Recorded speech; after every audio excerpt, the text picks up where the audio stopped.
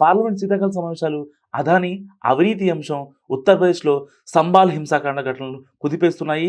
ఈ అంశాలపై చర్చించాలంటూ ప్రతిపక్షాలు పట్టుబడుతుండటంతో ఉభయ సభల్లో వాయిదాల పర్వం కొనసాగుతుంది. ఈ నేపథ్యంలో సోమవారం సైతం పార్లమెంట్ సమావేశాలు వాయిదా పడిన విషయం అందరికీ తెలుసు. అనంతరం కాంగ్రెస్ చీఫ్ మల్లికార్జున ఖర్గే ఛాంబర్లో విపక్ష ఇండియా కూటమికి చెందిన ఎంపీలు సమావేశమయ్యారు.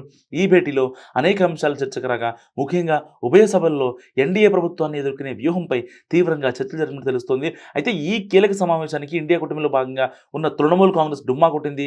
ధరల పెరుగుదల, నిరుద్యోగం, నిధుల కొరత, మణిపూర్ హింస అంశం వంటి 6 కీలక అంశాలను పార్లమెంట్లో లేవనెత్తనున్నట్టు టీఎంసీ వర్గాలు తెలిపాయి. కానీ కాంగ్రెస్ మాత్రం అదానీ వ్యవహారంపై మాత్రమే ఒత్తిడి చేయాలనుకుంటుందని, దీంతో నేడు ఇండియా కూటమి ఫ్లోర్ లీడర్ల సమావేశానికి హాజరు కావడం లేదని ఆ పార్టీ వర్గాలను ఊటంకిస్తూ జాతీయ మీడియా పేర్కొంది. తమ ప్రధాన అంశాలు ఎజెండాలో లేనప్పుడు సమావేశానికి హాజరు కావమని తృణమూల్ నేతలు తెలిపినట్లు పేర్కొన్నాయి.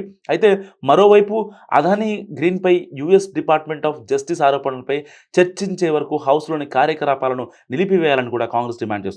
సోమవారం ఉదయం కూడా కాంగ్రెస్ ఎంపీ మాణిక్యం ఠాకూర్ అదానీ సమస్యపై చర్చించేందుకు లోక్సభలో వాయిదా తీర్మానం నోటీస్ ఇచ్చారు. అయితే కాంగ్రెస్తో సహా పలు పార్టీల ఎంపీలు ఫెంగల్ తుఫాన్ కారణంగా సంభవించిన నష్టం, మసీదు సర్వేపై, ఉత్తరప్రదేశ్లోని సంబాల్లో హింస, బంగ్లాదేశ్లో ఇస్కాన్ సన్యాసులపై లక్ష్యంగా చేసుకోవడం, ఇలా పంజాబ్లో వరి సేకరణలో జాప్యం వంటి అనేక ముఖ్యమైన సమస్యలపై చర్చలు జరపాలని కూడా పట్టుబడుతున్నారు.